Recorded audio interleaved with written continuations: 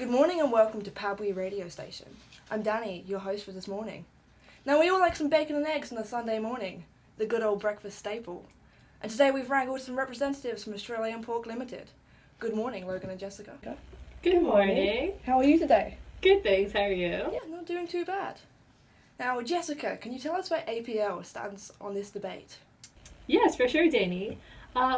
We, the Australian Pork Limited, are basically a company that's resulted from the amalgamation of the Australian Pork Corporation, the Pig Research and Development Corporation, and the Pork Council of Australia.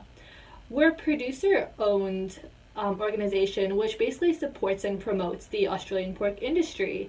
And our main aim is essentially to create opportunities for sustainable growth of this industry, while also providing high welfare standards for our pigs. Brilliant. And Logan, as a pig producer, what is the question you get asked the most? G'day, Danny.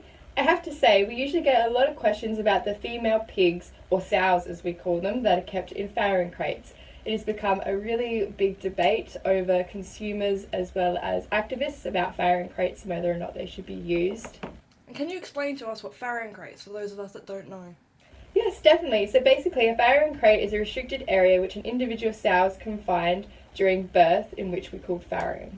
Alright, let's open up the phone lines now and take some questions from the public. Here we have Jade on the line with a question regarding farrowing crates. Hi Danny, my question is, why do we need to use farrowing crates? Well, hi there, Jade.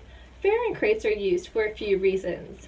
Essentially, they're designed to limit the movement of the sows in order to minimize injury and piglet mortality. From a health and welfare perspective, farrowing crates ensure the piglets are protected from crushing by the sow. In addition, farrowing crates reduce sow aggression and competition between the sows. They allow more attentive care to both the sows and piglets and provide safe heated areas for the piglets. If we were to look at this from a farmer and consumer perspective, farrowing crates maximize profit through the increase of production rate, decrease of pork cost, and support our local farmers as well. Thank you for that insightful response, Jessica. Okay, and next we have Emma on the line. Hi there. I'm an animal activist and I just wanted to know, what are the benefits for the sow? It seems a little cruel to keep them in such a small space.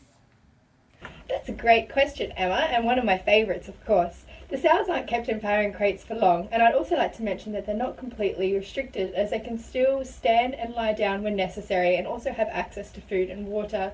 In fact, they only spend 4 weeks in farrowing crates during farrowing, and then they also have a long extended break before going back into the farrowing crates again. During this crucial time, both the sows and piglets are provided with food and water and can easily be monitored and treated for things such as injury or disease. We've also found that in periods of late pregnancy, birth and lactating, sows prefer to be isolated from other sows. Sows tend to compete for food and space in these open systems that are now occurring around, and bullying can occur, resulting in injury and stress. Aggression between sows is especially heightened during this time, and for the safety of the sows as well as the piglets, the crates are put into place in order for safety to be the most upper concern. And finally we have Mia on the line. Hi, I was wondering if there was a push from consumers to find alternative ways to house sows and we would be willing to pay more. Is that something that the pork industry would consider? Yes, absolutely, Mia. There's continuous research being undertaken in this industry, particularly in regards to the welfare of sows and piglets.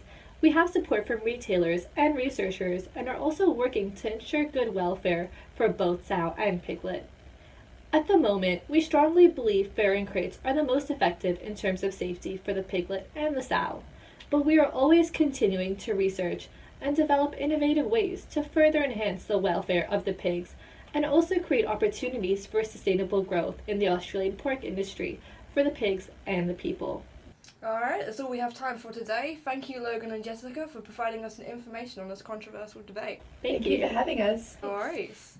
Alright, next up, new song from P. Azalea, Pigs Just Wanna Have Fun. Cool. Yeah.